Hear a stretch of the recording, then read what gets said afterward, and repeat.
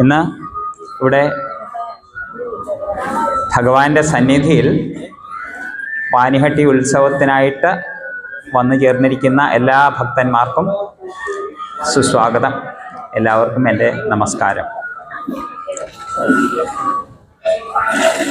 പാനിഹട്ടി ഉത്സവത്തെക്കുറിച്ച് കേട്ടിട്ടില്ലാത്ത ആരെങ്കിലും ഉണ്ടോ? ഒന്ന് കൈവക്കാമോ?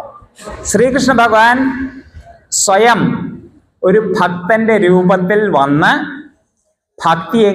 ഭഗവാനിൽ ഭക്തി എങ്ങനെയാണ് ചെയ്യേണ്ടതെന്ന് കാണിച്ചു തന്ന ഭഗവാന്റെ അവതാരമാണ് ചൈതന്യ മഹാപ്രഭു. ഭഗവാൻ അവതരിച്ചപ്പോഴത്തേക്കും ഭഗവാന്റെ പാർഷദന്മാരും അവതരിച്ചു. അങ്ങനെ ബലരാമൻ നിത്യാനന്ദ പ്രഭുവായിട്ട് അവതരിച്ചു. അപ്പോൾ ഇപ്പൊ പറഞ്ഞ പോലെ ഭഗവാൻ കൃഷ്ണൻ ഭക്തന്റെ രൂപത്തിൽ, ഭക്തന്മാരുടെ ഏറ്റവും ശ്രേഷ്ഠമായിട്ടുള്ളത് ശ്രീമതി രാധാറാണിയാണ്. ശ്രീമതി രാധാറാണി എങ്ങനെയാണ് ഭഗവാനിൽ ഭക്തി ചെയ്യുന്നത്, അതിൽ ആ ഭക്തിയിൽ ആനന്ദം അനുഭവിക്കുന്നത് സ്വയം ഭഗവാൻ അറിയണമെന്ന് തോന്നി രാധയുടെ രൂപത്തിൽ, രാധയുടെ വർണ്ണത്തിൽ, രാധയുടെ ഭാവത്തിൽ ഭഗവാൻ രാധാകൃഷ്ണൻ, ആദ്യം ഭഗവാൻ ഉണ്ടായിരുന്നത് ഭഗവാൻ രാധയായിട്ട് തിരിഞ്ഞു. ഇതിപ്പം രാധയും ഭഗവാനും ഒരുമിച്ച് വന്നതാണ് ചൈതന്യ മഹാപ്രഭു. ചൈതന്യ മഹാപ്രഭുവിൻ്റെ കൂടെ വന്ന ആൾക്കാരിൽ നിത്യാനന്ദ പ്രഭുവായിട്ട് വന്നത് ബലരാമനാണ്. ബ്രഹ്മാവ് വന്നത് ആരുടെ രൂപത്തിലാണ് അറിയാമോ? ഹരിദാസ് ഠാക്കൂറിന്റെ പേരിൽ. ഓക്കെ, ഹരിദാസ് ഠാക്കൂർ എന്ന് വെച്ചാൽ ഒരു മുസൽമാന്റെ ജന്മമായിരുന്നു. ഓക്കെ, പക്ഷേ ഭഗവാന്റെ നാമങ്ങൾ 24 മണിക്കൂറും 192 മാല ദിവസം ജപിക്കണം എന്നുണ്ടെങ്കിൽ ഏകദേശം 24 മണിക്കൂർ വേണ്ടി വരും. ആ 24 മണിക്കൂറും ഭഗവാന്റെ നാമങ്ങൾ ഉച്ചരിച്ച് നാമാചാര്യൻ എന്ന പേരിന് അർഹനായി ഹരിദാസ് ഠാക്കൂർ. അതിനുശേഷം ചൈതന്യ മഹാപ്രഭുവിന്റെ ശിഷ്യന്മാരായിട്ട് 6 പ്രമുഖന്മാരുണ്ടായിരുന്നു. അവരാരാണ്? 6 ഗോസ്വാമിമാര്. വൃന്ദാവനത്തിൽ 6 ഗോസ്വാമിമാര് പ്രസിദ്ധരാണ്. അവർക്ക് ചൈതന്യ മഹാപ്രഭു 2 കാര്യങ്ങൾ ഏൽപ്പിച്ചിരുന്നു. എന്താണെന്നറിയാമോ? ഒന്ന്, വൃന്ദാവനത്തിൽ ഭഗവാൻ ചെയ്ത ലീലകൾ, ചെയ്ത സ്ഥലങ്ങളെല്ലാം തന്നെ ആൾക്കാർക്ക് മനസ്സിലാക്കി കൊടുക്കുക. 2, വൈഷ്ണവ ഗ്രന്ഥങ്ങൾ, വൈഷ്ണവ സിദ്ധാന്തം അനുസരിച്ചുള്ള ഗ്രന്ഥങ്ങൾ എഴുതുക. ചൈതന്യ മഹാപ്രഭു എന്തെങ്കിലും ഗ്രന്ഥം എഴുതിയിട്ടുണ്ടോ? ഏത് ഗ്രന്ഥം എഴുതിയിട്ടുണ്ട്? എത്ര ഗ്രന്ഥം എഴുതിയിട്ടുണ്ട് ചൈതന്യ മഹാപ്രഭു? ഒന്നും എഴുതിയിട്ടില്ല. ആകെ ശിക്ഷാഷ്ടകം 8 ശ്ലോകങ്ങൾ എഴുതിയിട്ടുള്ളൂ, ശിക്ഷാഷ്ടകം. ഓക്കെ, ബാക്കി എല്ലാം തന്നെ ഈ 6 പേരെ ഏൽപ്പിച്ചിരിക്കുന്നു. ഈ 6 പേരിൽ സനാതന ഗോസ്വാമി, രൂപഗോസ്വാമി, ജീവഗോസ്വാമി, രഘുനാഥ ഭട്ട ഗോസ്വാമി, രഘുനാഥ് ദാസ് ഗോസ്വാമി, ഗോപാല ഭട്ട ഗോസ്വാമി. ഓക്കെ, ഈ 6 പേരിൽ രഘുനാഥ ദാസ് ഗോസ്വാമി ആണ് ഇന്നത്തെ കഥയിൽ വരുന്ന ആള്. ഓക്കെ, അപ്പോൾ ഈ രഘുനാഥ് ദാസ് ഗോസ്വാമി എന്ന് പറഞ്ഞു കഴിഞ്ഞാൽ അവിടെ ബംഗാളിലെ ഒരു വലിയ ജമീന്ദാരുടെ മകനായിരുന്നു. ജമീന്ദാർ എന്ന് പറഞ്ഞു കഴിഞ്ഞാൽ ഇന്ദ്രനെ പോലെ ഐശ്വര്യമുള്ള ഒരാൾ. അത്രമാത്രം നമുക്ക് ചിന്തിക്കാൻ പോലും സാധിക്കാത്ത അത്രയും, ഇന്നത്തെ നമ്മൾ അംബാനി എന്നൊക്കെ പറയില്ലേ, അദാനി അംബാനി എന്നൊക്കെ പറയില്ലേ, അതിനേക്കാളും അന്നത്തെ കാലത്ത് അതിനേക്കാളും വലിയ ഐശ്വര്യമുള്ള പണക്കാരായിട്ടുള്ള ഒരു ഫാമിലി. അപ്പൊ അതില് പക്ഷേ ഈ കുട്ടി തൻ്റെ ഐശ്വര്യത്തെക്കുറിച്ച് ഒട്ടും തന്നെ താല്പര്യമില്ലാത്ത ഒരാളായിരുന്നു. ഇതേപോലെ വേറൊരാളുണ്ടായിരുന്നു. ആരാണ്? ഗൗതമ ബുദ്ധൻ. ഇല്ലേ? രാജാവായിരുന്നിട്ടും അതിലൊന്നും തന്നെ അറ്റാച്ച്മെന്റ് ഉണ്ടായിരുന്നില്ല. അതേപോലെ ഇവിടെ വലിയ ജമീന്ദാരുടെ മകനായിട്ടാണെന്നുണ്ടെങ്കിലും ഈ ഐശ്വര്യത്തിലൊന്നും തന്നെ യാതൊരു താല്പര്യമില്ല. കുട്ടിക്കാലത്ത് തന്നെ അദ്ദേഹത്തിന് ഹരിദാസ് ഠാക്കൂറുമായിട്ട് ഒരു തവണ മീറ്റ് ചെയ്യാനായിട്ട് അവസരം കിട്ടി, കാണാനായിട്ട് അവസരം കിട്ടി. അതുകൊണ്ട് ചൈതന്യ മഹാപ്രഭുവിൽ അദ്ദേഹത്തിന് ആകർഷണമുണ്ടായി. ചൈതന്യ മഹാപ്രഭു സന്യാസം സ്വീകരിച്ച് വരുന്ന സമയത്ത് ശാന്തിപൂരിൽ വരുമ്പോഴത്തേക്കും രഘുനാഥ് ദാസ് ചെന്ന് ചൈതന്യ മഹാപ്രഭുവിനെ കാണും. അതോടുകൂടി ചൈതന്യ മഹാപ്രഭുവിനെ എങ്ങനെയെങ്കിലും ഈ ലൗകിക ജീവിതത്തിൽ താല്പര്യമില്ലാതായി ചൈതന്യ മഹാപ്രഭുവിനെ ആശ്രയിക്കണം, ശരണം പ്രാപിക്കണം എന്നുള്ള ഒരു ചിന്ത മാത്രമായി. അപ്പൊ ഇടയ്ക്കിടയ്ക്ക് വീട്ടിൽ നിന്ന് ഓടിപ്പോവും. അച്ഛൻ 11 സേവകന്മാരെയാണ് നിയോഗിച്ചിരിക്കുന്നത്. എന്തിനാണ്? ഈ രഘുനാഥ് ദാസ് ഗോസ്വാമി പോയി കഴിഞ്ഞാൽ പിടിച്ചോണ്ട് തിരിച്ചു വരാനായിട്ട്, എപ്പോഴും ശ്രദ്ധിക്കാനായിട്ട്, എങ്ങും പോകുന്നില്ല എന്നറിയാനായിട്ട്. അവസാനം വന്ന് ഈ അമ്മയ്ക്ക് വിഷമമായി. അമ്മ പറഞ്ഞു, ഇനി ഇവനൊരു കാര്യം ചെയ്യാം, ഇവനെ ഏതെങ്കിലും നമുക്ക് കെട്ടിയിടാം, ഇങ്ങനെ എപ്പോഴും ഓടിപ്പോകുന്നത് തടയാനായിട്ട് ഇവനെ കെട്ടിയിടാം. അപ്പൊ അച്ഛൻ ചോദിച്ചു, ഇന്ദ്രന് തുല്യമായിട്ടുള്ള ഐശ്വര്യമുണ്ട്, അപ്സരകളെ പോലെ സുന്ദരിയായിട്ടുള്ള ഒരു ഭാര്യയുണ്ട്, ഇതൊന്നും തന്നെ ഇവനെ ഇവിടെ ബന്ധിക്കുന്നില്ല എങ്കിൽ വേറൊരു കയർ കൊണ്ട് എന്ത് ചെയ്യാനാണ്? വേറൊരു കയർ കൊണ്ട് എന്ത് ചെയ്യാനാണ്? ഇവന് ഭഗവാന്റെ അനുഗ്രഹം കിട്ടിയിട്ടുള്ള ആളാണ്. ഓക്കെ, അതുകൊണ്ട് നമുക്ക് ഇവനെ പറ്റി ചിന്തിച്ചിട്ട് കാര്യമില്ല എന്ന് അച്ഛൻ പറഞ്ഞു. അപ്പോ അതിനുശേഷം പിന്നീട് ചൈതന്യ മഹാപ്രഭു വൃന്ദാവനത്തിലേക്ക് പോകുന്ന വഴിക്ക് വീണ്ടും ശാന്തിപുരി വന്നു. അവിടെ വെച്ച് വീണ്ടും കാണും. അപ്പൊ ചൈതന്യ മഹാപ്രഭു ഒരു കാര്യം ഉപദേശിക്കും രഘുനാഥ് ദാസ് ഗോസ്വാമിയെ, നീ ഒരിക്കലും ഭക്തി പ്രദർശിപ്പിക്കുന്ന ഒരു വ്യക്തിയാകരുത്.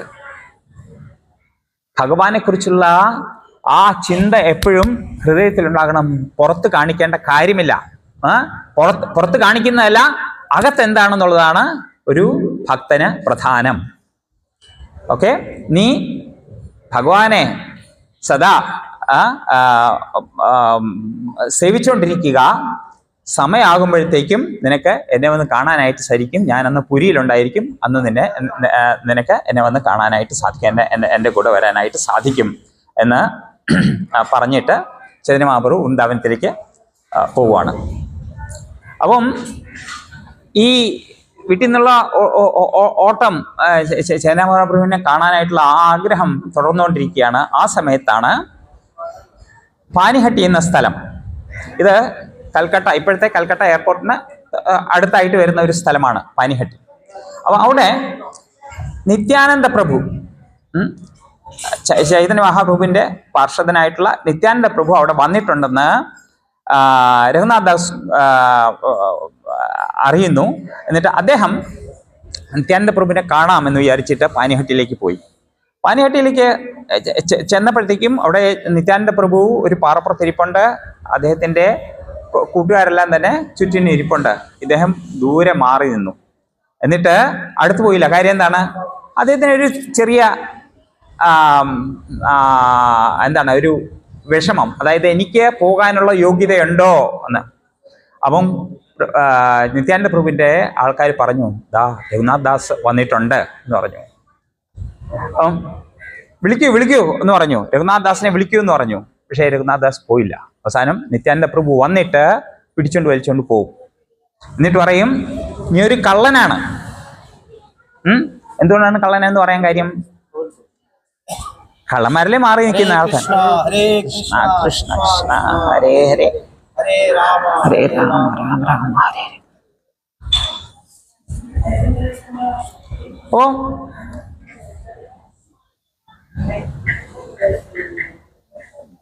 നീ മാറി നിൽക്കുകയാണ്, കള്ളനെ പോലെ ഒളിച്ചു മാറി നിൽക്കുകയാണ്, ആൾക്കാരുടെ മുമ്പിൽ വരാതെ. പിന്നെ വേറൊരു കാര്യം കൂടി പറയുന്നുണ്ട്. അതായത് നിത്യാനന്ദ പ്രഭു അങ്ങനെ പറയാനായിട്ട് ഒരു പറയുന്നത് എന്താണെന്ന് വെച്ച് കഴിഞ്ഞാൽ, ഈ രഘുനാഥ് ദാസ് ചെയ്യുന്ന എന്താണ്? ചൈതന്യ മഹാപ്രഭുവിനെ ആശ്രയിക്കാനായിട്ട് ശ്രമിക്കുകയാണ്. ചൈതന്യ മഹാപ്രഭു എന്ന് വെച്ച് കഴിഞ്ഞാൽ റിയലി ആരുടെ സ്വത്താണ്?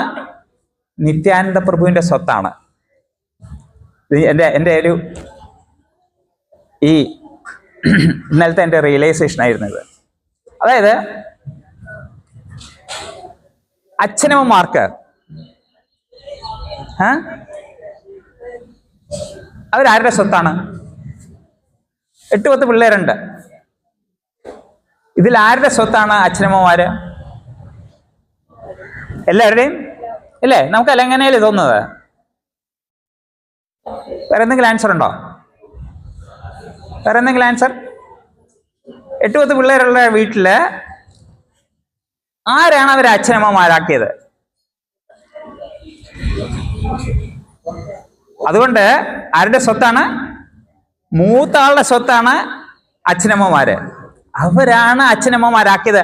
ബാക്കിയുള്ളവര് അവരുടെ പൊസിഷൻ ഒന്നും ചേഞ്ച് ചെയ്തിട്ടില്ല. അവർ അച്ഛനമ്മമാരായിരുന്നു, അച്ഛനമ്മമാരായി തുടരുന്നു, അത്രയേ ഉള്ളൂ. അതുകൊണ്ട് സ്വത്ത് എന്ന് പറയുന്ന അച്ഛനമ്മമാരെ സ്വത്ത് ആരുടെയാണ്? മൂത്ത ആളുടെ സ്വത്താണ്. അവരുടെ ഔദാര്യമാണ് ബാക്കിയുള്ളവർക്ക്. അവർ നല്ലവരായതുകൊണ്ട് നമ്മളൊക്കെ അച്ഛനമ്മമാരായിട്ട്. അതേപോലെ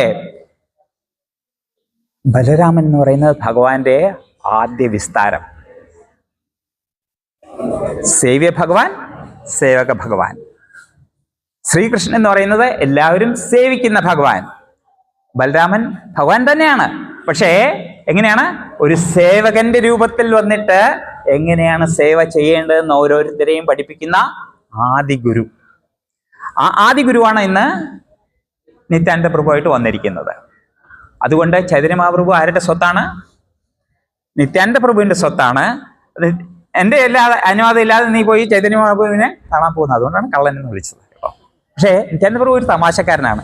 അതുകൊണ്ട് അദ്ദേഹം പറഞ്ഞു, നിന്നെ ഞാൻ ഇന്ന് നീ എൻ്റെ അടുത്ത് വന്നു, ഞാൻ നിന്നെ പണിഷ് ചെയ്യാൻ പോവാണ്. കള്ളനായതുകൊണ്ട് പണിഷ് ചെയ്യണം ഇല്ലേ? അതുകൊണ്ട് നീ എന്ത് ചെയ്യണം എന്ന് വെച്ചാൽ, ഇവിടെയുള്ള ഭക്തന്മാർക്ക് എല്ലാവർക്കും തന്നെ നല്ല ഒരു പ്രസാദം പ്രിപ്പയർ ചെയ്ത് കൊടുക്കണം. അവർക്കൊരു നല്ല വിശിഷ്ടമായിട്ടുള്ള പ്രസാദം. അതിനുമ്പ് ഒരു കാര്യം ചെയ്തു കേട്ടോ. വിളിച്ചോണ്ട് വന്നിട്ട് എന്താ ചെയ്തത്?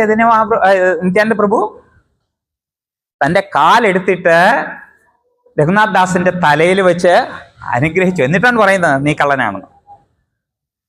ഓക്കെ, അപ്പോ ഈ നിത്യാനന്ദ പ്രഭുവിന്റെ ഈ പ്രവൃത്തികളും വാക്കുകളും കേട്ട് രഘുനാഥ് ദാസ് ഗോസ്വാമിക്ക് വളരെ സന്തോഷമായി. നിത്യാനന്ദ പ്രഭുവിന്റെ അനുഗ്രഹം എനിക്ക് നേടാനായി എന്നുള്ള ആ സന്തോഷത്തിൽ ഉടനെ എന്നെ ചെന്നിട്ട് അദ്ദേഹം അവല്, തൈര്, പാല്, ശർക്കര, പഴം ഇങ്ങനെയുള്ള കാര്യങ്ങളെല്ലാം തന്നെ മാർക്കറ്റിൽ നിന്ന് വാങ്ങിച്ചുകൊണ്ട് വന്നു. എന്നിട്ട് അവല് ആദ്യം ചൂടുപാലില് കുതിർത്തു. പിന്നെ അത് രണ്ടായിട്ട് ഭാഗിച്ചിട്ട് ഒരെണ്ണം ഈ സ്വീറ്റഡ് മിൽക്ക് എന്നുള്ളതിന് എന്താ, തൈരില് ഒരെണ്ണം തൈരിലിട്ടു. പിന്നെ മറ്റേത് കണ്ടൻസ് മിൽക്കിന് മലയാളത്തിൽ എന്താ പറയുക?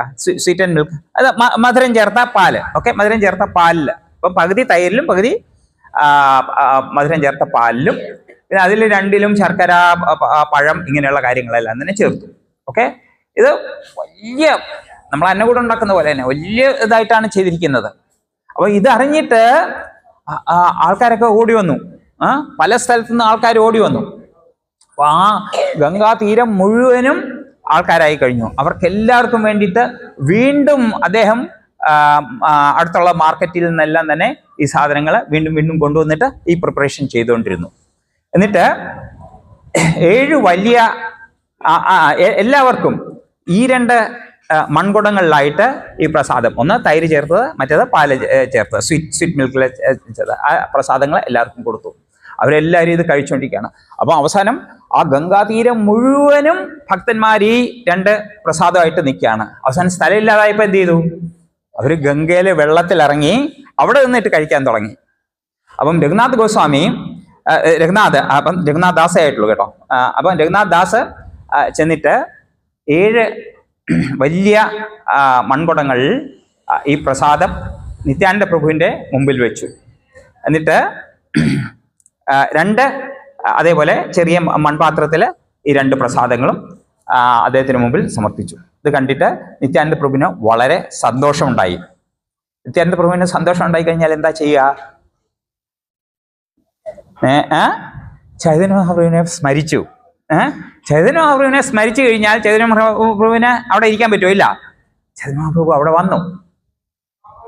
നിത്യാനന്ദ പ്രഭുവിന് കാണാം, ബാക്കി എല്ലാവർക്കും കാണാൻ പറ്റില്ല. പക്ഷെ ചൈതന്യ മഹാപ്രഭു അവിടെ വന്നു.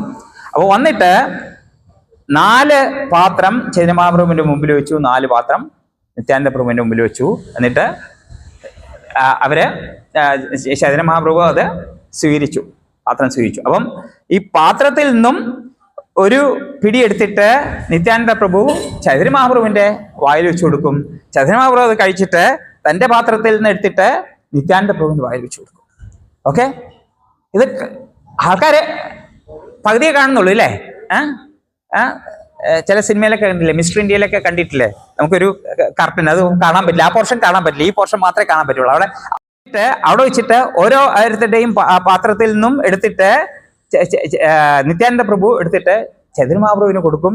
ചൈതന്യ മഹാപ്രഭു എടുത്തിട്ട് നിത്യാനന്ദ പ്രഭുവിന് കൊടുക്കും. രണ്ടുപേരും ഹാപ്പി ആയിട്ട് വൃന്ദാവനത്തിൽ എങ്ങനെയാണോ രണ്ട് ബാലകന്മാരായിട്ട് കൃഷ്ണനും ബലരാമനും ലീലകൾ ആടിയത്, അതേപോലെ ഈ പാനിഹട്ടിയിൽ വെച്ചിട്ട് നിത്യാനന്ദ പ്രഭുവും ചൈതന്യ മഹാപ്രഭുവും ആനന്ദത്തോടെ ആ ഭക്തന്മാരുടെ ഇടയിൽ ലീലകളാടി. അപ്പം ഇങ്ങനെ ചെയ്തപ്പോഴത്തേക്കും സമയമുണ്ടോ?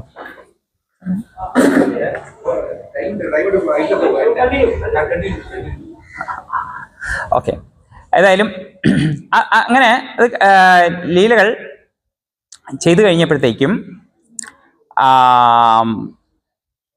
അപ്പം രണ്ടുപേരും നിത്യാനന്ദ പ്രഭുവും ചൈതന്യ മഹാപ്രഭുവും വളരെ സന്തുഷ്ടരായി ഈ ഒരു കാര്യത്തിലൂടെ. അപ്പം അതിനുശേഷം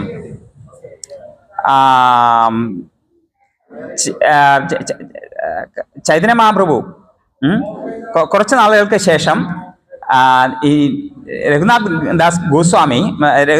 ദാസ് ഒരു ദിവസം വീട്ടിൽ നിന്ന് തൻ്റെ ഒരു സേവകൻ്റെ കൂടെ വീട്ടിൽ നിന്ന് പോവാണ്. എന്നിട്ട് അവര് വേറെ ഒരു വഴിയിൽ കൂടി 11-12 ദിവസം യാത്ര ചെയ്ത് ഒരു ഭക്ഷണം ഇല്ലാതെ യാത്ര ചെയ്ത് പുരിയിൽ എത്തിച്ചേരുവാണ്. അങ്ങനെ വീട്ടിൽ നിന്നുള്ള ആ ബന്ധങ്ങളെല്ലാം തന്നെ ഉപേക്ഷിക്കാനായിട്ട് സാധിച്ചു. അങ്ങനെ അത് സാധിച്ചതുകൊണ്ടാണ് നിത്യാനന്ദ പ്രഭുവിൻ്റെ അനുഗ്രഹം കിട്ടിയതുകൊണ്ടാണ്. നമ്മളാരും വീട് വിട്ട് പോകണമെന്നില്ല.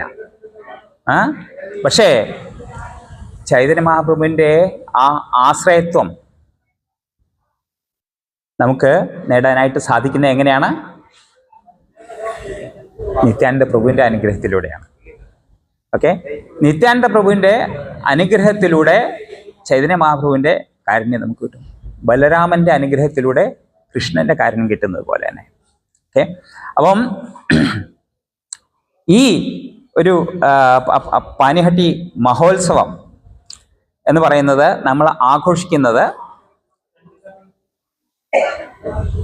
നിത്യാനന്ദ പ്രഭുവിൻ്റെ അന്ന് ചൊരിഞ്ഞ ആ കാരുണ്യം അതേപോലെ നമുക്കും കിട്ടാനായിട്ട്, ചൈതന്യ മഹാപ്രഭുവിൻ്റെ ആ തൃപ്പാദങ്ങളിലുള്ള ആ ഭക്തി ഒരു തരിയെങ്കിലും നമുക്കും ഈ ജന്മത്തിൽ തന്നെ കിട്ടാനായിട്ട്. ഓക്കെ, പാനിഹട്ടി ഉത്സവം. പാനിഹട്ടി നടന്നത് എപ്പോഴാണെന്നറിയാമോ? ഏകദേശം 1516 ആണ്ടിലോ 15-ാം ആണ്ടിലോ 16-ാം ആണ്ടിലോ ആണ്. ഇക്കൊല്ലം 508 വർഷങ്ങളായി ഈ ഉത്സവം നടന്നുകൊണ്ടിരിക്കുന്നു. പാനിഹട്ടിയിലെ എല്ലാ കൊല്ലവും നടക്കുന്ന കാര്യമാണിത്. ഓക്കെ, അപ്പം ആയിരക്കണക്കിന് ആൾക്കാർ അവിടെ ചെന്ന് ഇതേപോലെ നമ്മൾ ഇന്ന് ആഘോഷിച്ച പോലെ ഗംഗാതീരത്തിൽ അവർ ഇതേപോലെ എന്താണ് ഇത് ചീടാദഹി, പാനിഹട്ടി ചീടാദഹി എന്ന് വെച്ചാൽ എന്താ അർത്ഥം? ചീട എന്ന് വെച്ചാൽ അവൽ, ദഹി എന്ന് വെച്ച് കഴിഞ്ഞാൽ തൈര്. അതാണ് ചീടാദഹി. അവിടെ രഘുനാഥ് ദാസ് അന്ന് ആ അവലും തൈരും വെച്ച് ചെയ്ത ഭഗവാന് സമർപ്പിച്ച ആ നൈവേദ്യം, അതാണ് ചീടാദഹി. അത് ഇന്നും 1500 വർഷങ്ങൾക്ക് ശേഷവും പാനിഹട്ടിയിൽ ചെയ്യുന്നുണ്ട്. മാത്രമല്ല, ശ്രീല പ്രഭുപാദയുടെ അനുഗ്രഹം കാരണം ലോകത്തെമ്പാടും ആൾക്കാർ ഇതേപോലെ പാനിഹട്ടി ഉത്സവം ആഘോഷിക്കുന്നു. എന്തിനാണ്?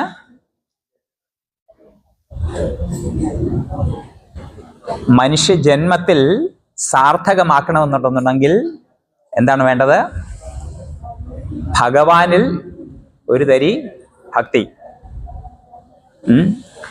അത് നമുക്ക് തരാനായിട്ട് ഭഗവാൻ സ്വയം ചൈതന്യ മഹാപ്രഭുവിൻ്റെ രൂപത്തിൽ വന്നിട്ട് എങ്ങനെയാണ് ഭക്തി ചെയ്യേണ്ടതെന്ന് നമുക്ക് പറഞ്ഞു തന്നു. ആ ചൈതന്യ മഹാപ്രഭുവിൻ്റെ കാരുണ്യം കിട്ടാനായിട്ട് ആശ്രയിക്കേണ്ട ആളും നമുക്കറിയാം, നിത്യാനന്ദ പ്രഭു. നിത്യാനന്ദ പ്രഭു കരുണ ചെയ്ത ഒരു ശ്രേഷ്ഠമായിട്ടുള്ള ഒരു ലീല പാനിഹട്ടി ഫെസ്റ്റിവൽ. ഓക്കെ, അപ്പം നിങ്ങൾക്ക് അതിൻ്റെ പ്രാധാന്യം എന്താണെന്ന് മനസ്സിലാക്കണമെന്ന് വിശ്വസിക്കുന്നു. ഹരേ കൃഷ്ണ.